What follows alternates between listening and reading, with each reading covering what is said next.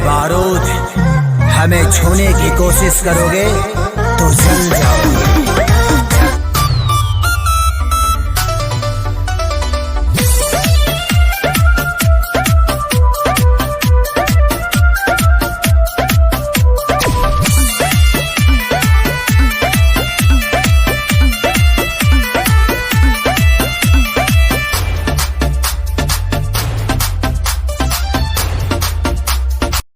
तो नमस्कार दोस्तों, बता दें आप सच चलो ना दलानी में भाई ये फेक पोस्टर बताया जा रहा है, लेकिन हाँ भाई हालांकि गाना आएगा, भाई गाना आएगा लिमे म्यूजिक जैसे कि ऑफिशियल अनाउंसमेंट हो चुका है।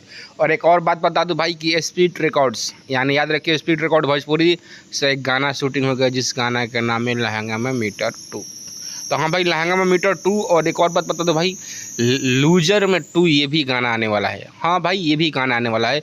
बता दे भाई कि 2-3 ऐसे गाने हैं जो कि खेसारी लाल बहुत जल्द वायरल करने वाले हैं। ग्लोबल जंक्शन से भी एक गाना शूटिंग हुआ है हाल फिलहाल में। बता दो भाई हाल फिलहाल में 5-6 गाना मिला है भाई, जो खेसारी लाल का ज़बरदस्त गाना मिला है। और लिमे म्यूजिक के बता दो ऑफिशियल देख लीजिए, ये ट्वीट किया लिमे म्यूजिक से कि हाँ भाई गाने आने वाला है।